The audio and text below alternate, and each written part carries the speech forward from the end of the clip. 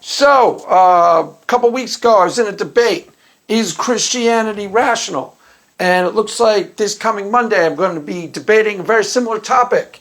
And me and the dry apologist are going to be debating a similar topic. Is Christianity rational? But we are moving up the food chain. Yeah, it looks like we're going to be debating Skylar fiction, and I hope Dr. Josh. I'm not 100% certain Dr. Josh is going to be with them. But I know at least it will be Skylar fiction, hopefully Skylar fiction and Dr. Josh.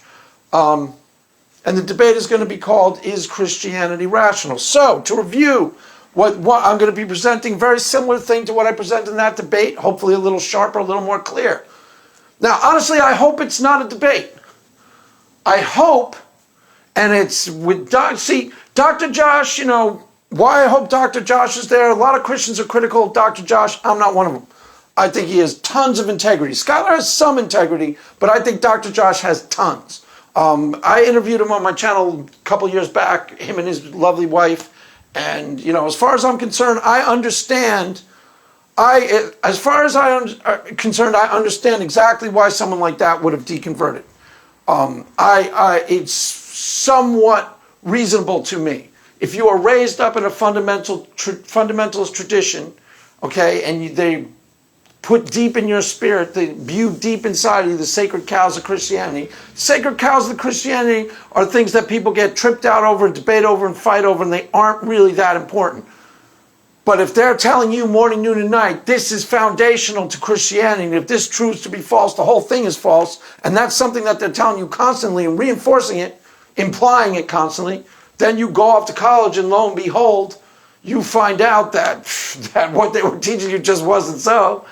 I maybe deconvert, maybe I wouldn't deconvert, but that would certainly rattle your cage, and I can certainly understand why you'd start to become a lot more skeptical about the claims of Christianity from that point forward. That's not exactly what happened with Josh, and I'm not sure what were the sacred cows that they told him. The earth is 6,000 years old, or some form of, I don't remember exactly the exact details of his deconversion process, but it was a very similar pattern to a lot of the raised fundamentalists. They tell you X is absolute truth. This is absolute truth, and you find out that particular X isn't so, and shakes you up, understandably. Rattles your entire worldview, understandably. Now, would I completely deconvert? No, I probably wouldn't. But to be fair to Dr. Josh, I'm not 100% convinced that he has either. He calls himself an agnostic. So I am hoping that we can have a discussion. There are certain aspects of Christianity or being a religious person that are eminently reasonable and eminently rational. And if I were dealing with some of the more reasonable atheists like Pleasure Doubt, I'm relatively certain we could have a discussion where he'd do a lot of agreeing and he'd go, yeah, okay, that makes sense to me, and that seems reasonable, and that seems reasonable. I'm not going to be saying to Dr. Josh or Skylar Fiction anything wildly outlandish, asking them to agree to any exaggerated faith claims that the Christians make. You know that Jonah lived in the whale, right? It's rational because God is, I'm not going to be doing anything like that. So hopefully we can find a lot of common ground and we can have an actual conversation. Now, just to reiterate some of the things I think are eminently reasonable about being a Christian. The thing that I go back to time and time again, it's partially why I find these constant conversations about, the Old Testament says X and the Old Testament, totally irrelevant. Why? Because I didn't know anything about the Bible when I went into church that night and became a Christian. I barely had read the Bible. I barely read it. I don't even think I had read it. I had not very much big knowledge of the Bible. So the controversies, to put in stark relief how irrelevant the controversies are to the proposition God exists. Okay, I was an agnostic. I went into the church. I had no inclinations as to what God did to the Amalekites in the Old Testament, or how God somebody gave somebody dirt to eat and forced them. I had none of that garbage was floating through my brain. So I had no natural resistance to Christianity. As far as I was concerned, Christians were relatively benign, harmless kooks. I swear to God, that was the limit.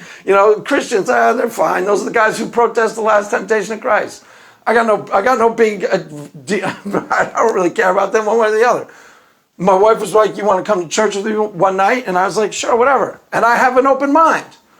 You know, if she had said, you want to come to a Scientology meeting? I was sure, I'll check it out, whatever. Done that 100 times with New Age stuff. And found things that I was like, okay, I can agree with that. I'm really easy to, it's really easy to get me to agree to a lot of stuff. I just show up at the party and I pick and choose what I believe and what I don't. It's not that complicated. AA, they used to say, take what you take what you need, leave the rest alone. And that's kind of how I'm wired. So if I go into a situation and something's new to me, I'll adapt to what I find useful, or I'll adapt to what I like, what I find useful. You know, it's not that complicated. Keep an open mind.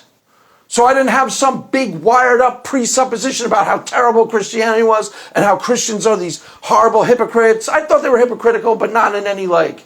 I thought they were, I basically had some negative perceptions of Christianity, but not that deeply rooted and not that important. I didn't know any Christians growing up. Certainly didn't know any evangelicals. The first evangelical I met was in college when I was 20. And I kind of liked him. He was goofy, but I enjoyed him. I'd be drunk 3 o'clock in the morning, walking back to the dorm, and I'd sit and chat with him. Got a kick out of him. Don't remember what he said. Honestly, don't remember a single word that he ever said to me, but I got a kick out of him. Thought he was fun and interesting. So that's it. That was the sum total of my experience with Christianity. I was raised vaguely Roman Catholic, church on Christmas and Easter. That's the experience of a lot of people. I vacillated between believing in God and not believing in God, much like Jordan Peterson. Some days I believed in God, some days I didn't. I was more or less agnostic. But I was certainly a non. So I go into church one night and I had an experience that was 100% real to me. That immediately changed my perspective of what this group of people knew, okay, and what was possible within the context of God exists, God does not exist. I had a direct experience that I was pretty sure was God breathed to some degree. Now, I didn't go, hallelujah, I'm saved, and start preaching the gospel the next day, but I started becoming a member of that church and started somewhere along within the next 4 or 5 months, started becoming a really committed Christian. Why? Because that experience was 100% real. I knew something was up.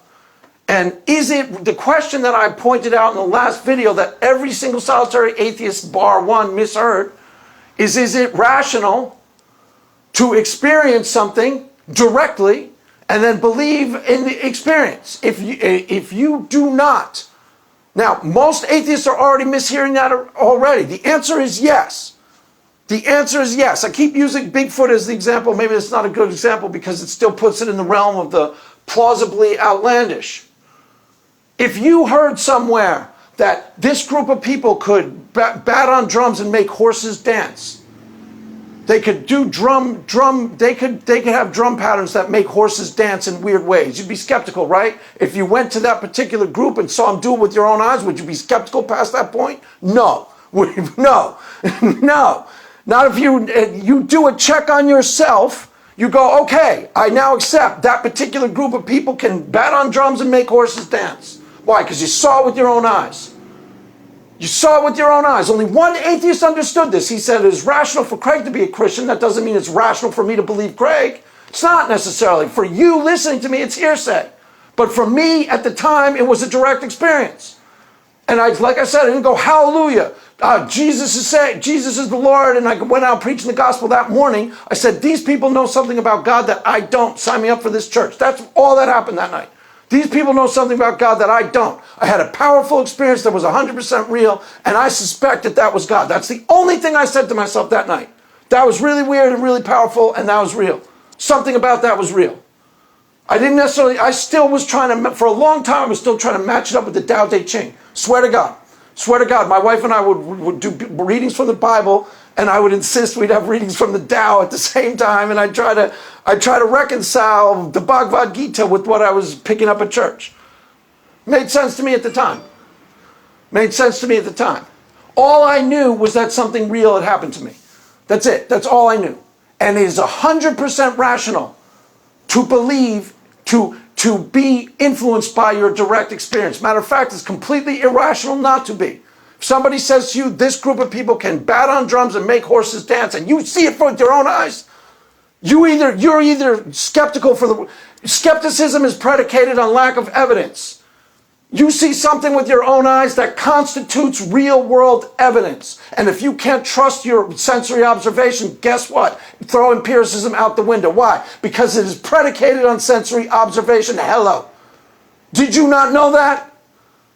Empiricism is predicated on sensory observation. Scientific data is data gathered from the real world, and it comes through the senses. That's the whole basis of empiricism. So if you can't trust your basic sensory apparatus, then you can't trust anything you know about anything under the sun. It's 100% rational to be influenced by things you directly experience. Now, the only one atheist heard me correctly, Mark, whatever, the moral realist guy, Mark Analetti or something like that.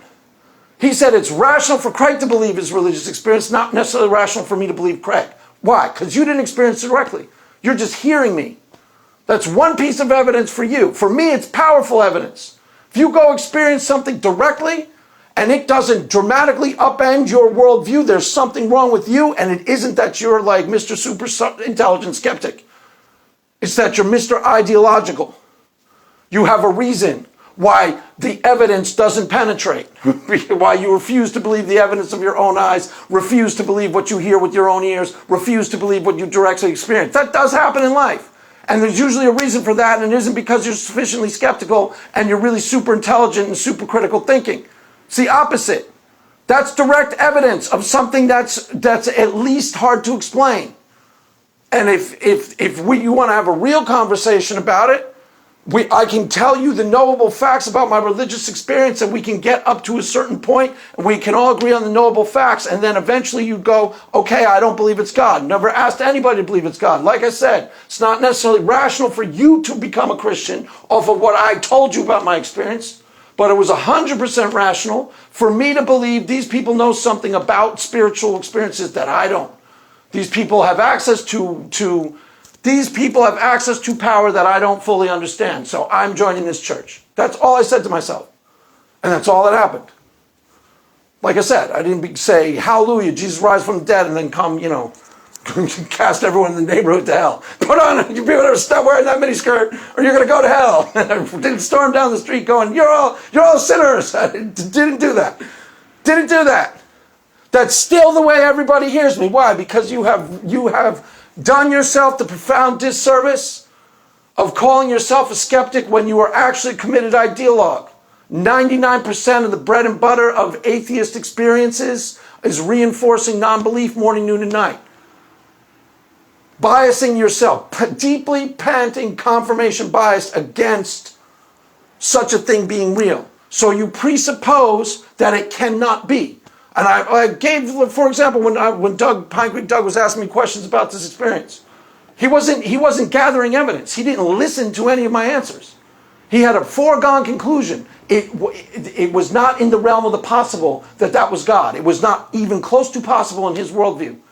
And he never gathered any of the evidence that I was given directly in front of him about an experience. He had ruled that experience out of the realm of possibility. So he spent his entire time questioning me to establish for me, for his audience, and for himself that it could not have happened.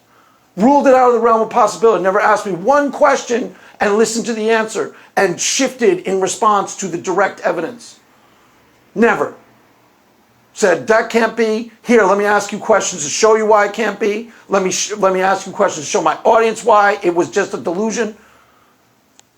Is it possible it's just a delusion? Sure.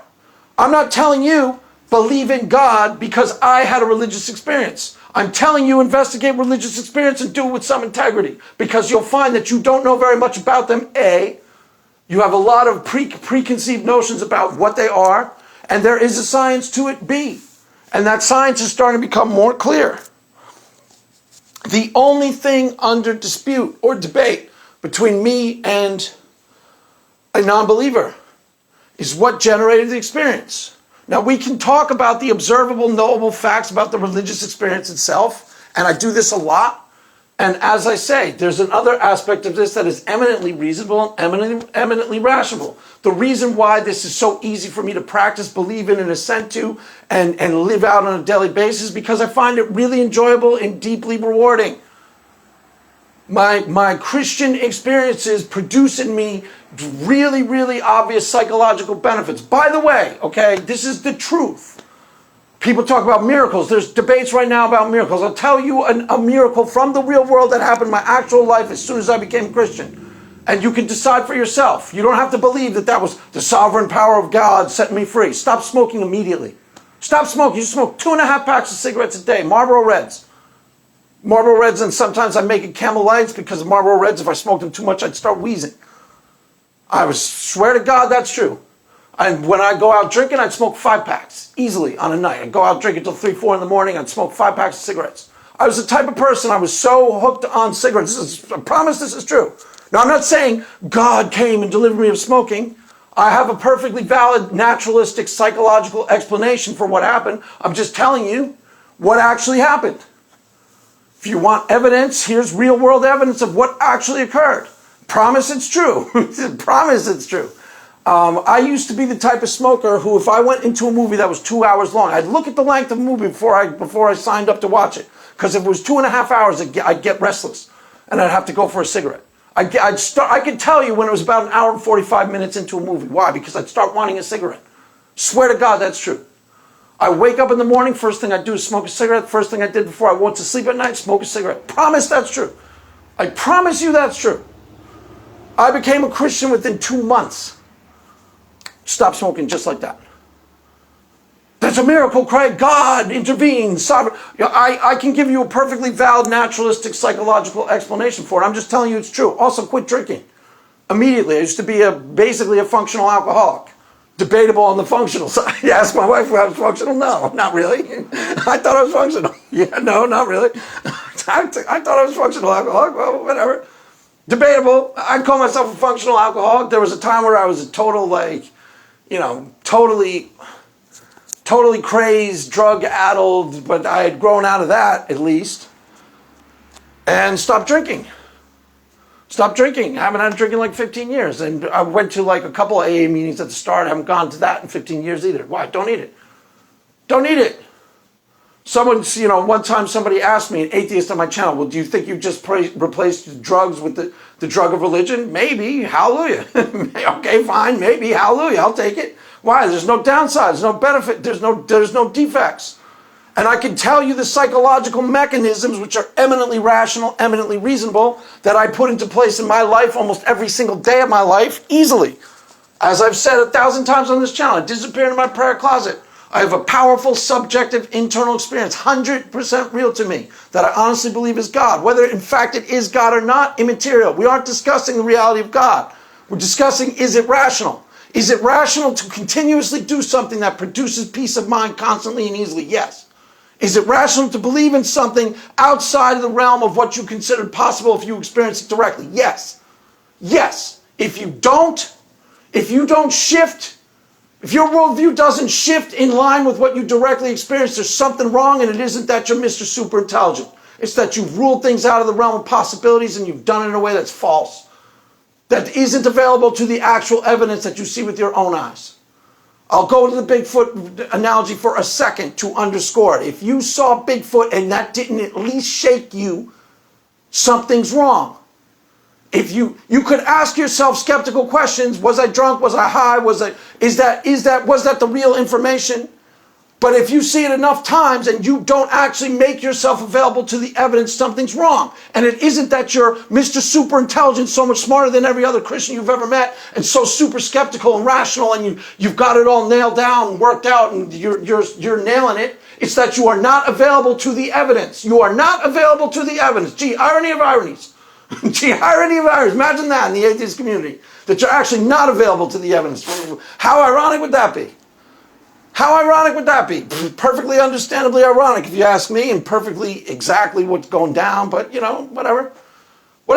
We don't have to get controversial about it. I'm hoping to have a good conversation with Dr. Josh. Hopefully, Dr. Josh is there. Like I said, there are Christians who are skeptical of Dr. Josh. Because a lot of Christians are critical of Dr. Josh. I'm not one of them. Honestly, I think that guy has tons of integrity. Tons of integrity. Skylar has some integrity. I don't particularly approve of all of his debate tactics. I think some of them are shtick.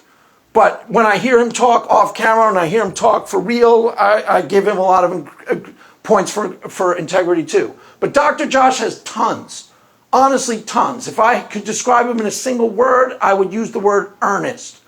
Earnest, searching, agonizes over the things that he believes and the words that come out of his mouth. That's how I would describe him. I bet you $1,000 that's how his wife described him too. That's how his wife, I bet you anything that's how she would describe him too. That seems to match the person that he actually is. Earnest is how I would describe him. Searching. And yeah, he's kind of, he gets involved in the controversial topics. That's probably why people bristle at him, because he gets involved in controversial topics and he tends to side more with the atheists. So he's presenting himself as Mr. Scholar above the fray, and oftentimes he is coming at it from a position that is, the atheist scholar, not scholar above the fray. I think he sees himself as scholar above the fray, and I think ultimately that's his all his goal. I think he's honestly leaning towards atheist scholar because he's troubled by certain things that Christians do, or it's very complicated. But I don't think it's based on any lack of integrity. It's complicated. I think he's got a really complicated relationship to religious people and a really complicated relationship to Christianity. And if you were raised fundamentalist, I think that's just how it goes. I don't have a very complicated relationship to Christianity. Prior to me becoming a Christian, Christianity was barely on my radar screen, ever. Honestly, almost never. I had a couple of weird contacts with like fundamentalist Christians, and I got a kick out of them. I swear to God, this one's true. I was in Grand Central Station, and it was right after Pulp Fiction came out, and this group of Christians came up to me, and I started talking about Pulp Fiction. I swear to God, this is true, and I started quoting, what did I start saying? And I will strike down upon thee with great wrath and furious anger, and you will know my name is the Lord when I lay my vengeance upon thee. You know the thing that Samuel L. Jackson says right at the beginning of Ezekiel 35:17. Is that how it goes? That's how it goes, right? Ezekiel 35:17. Blessed is he in the name of charity and goodwill, shepherds the weak through the shepherds the weak through the valley of. For he is truly his brother's keeper and a finder of lost children. And I will strike down upon thee with great wrath and furious anger. And you will know my name is the Lord when I lay my vengeance upon you. That's just some sort of thing I would say to someone before I stuck a cap in it. Something like that. And I said that to these Christians. And they freaking hit the roof. They're, oh my God, you know the Bible so well. Oh my God, you really know your Bible. They didn't know I was quoting Pulp Fiction. They had no idea what I was quoting from. It was really funny. Really funny. That was my experience with Christians. I consider them benign, harmless kooks. Honestly, harmless kooks. If I'd met Stephanie when I was agnostic, I would have liked her immediately because she's chatty. I would have been like, yeah, okay, tell me about Jesus. I don't care. I would have been open to it, That's the real deal. Most of you aren't open to it. Why? Because you've got preconceived notions, biases, deep-seated biases against religious experience in general, and really, really deep-seated biases against Christianity in particular, and you work daily on reinforcing those biases round the clock, morning, noon, and night. You watch videos to reinforce the bias. You watch videos that tell you Christians are stupid and evil. You watch videos that tell you religious people are kooks. You watch the more outlandish versions of religious experience. And then you watch debates where, sometimes the Christians lose. Starting to change. That tide's starting to change. And once that tide changes completely, watch out, run for the hills. Run for the hills. Why? Because there'll be a new game in town. That will be a paradigm shift, and that day is coming. I feel it already. Why? Because it's coming. Christians are getting better at having these conversations and winning these debates and starting to stick to the knowable facts about religious experience. If we stick to the knowable facts about the religious experience, eventually we're going to win the day. Why? Because there's a real truth buried in here. That's why. Because it's eminently reasonable to believe some of the things that I believe. They've been proven to me. I've seen them with my own eyes. Eminently reasonable to believe the evidence of your own eyes. Forever and always. Amen. That's why. And we're going to eventually start winning the day with some of these debates. And once we start winning those debates, like I said, paradigm shift. Run for the hills, because Jesus is coming. Because Jesus is coming in. Hallelujah. Hallelujah, Jesus. Something like that. I don't know. Whatever. Sunday morning YouTube video. Take it chill. Take it chill. Sunday morning YouTube video. Hopefully it'll be a fun debate tomorrow. And we'll see how it all goes down. And I will strike down upon thee with great wrath and furious anger. And you will know my name is the Lord when I lay my vengeance upon thee. Now, that was just a badass thing I'd say to someone before I bust a cap in him. Something like that. It's a classic. It's classic. It's classic. Yeah, there wasn't a good impression. I wasn't expecting to whip out my Samuel L. Jackson for everybody just on a Sunday morning YouTube video. It wasn't that great of an impression. I didn't say it was. But it was funny at the time. The group of Christians in that particular Grand Central Station. Honestly, it was a Grand Central Station. It was about 50 Christians. No, it was about 20 Christians, and they came up to me. It was some evangelical group. And I started quoting that, and they lost their mind. They lost their mind. They thought I was quoting the Bible to them. They had no idea what we wanted to. It totally tripped them out. It was really funny. So, anywho, just thought, that's all for now, kids. Watch the debate tomorrow, and go team. Go team. That is all for now. Mass is ended. Go in peace. Amen.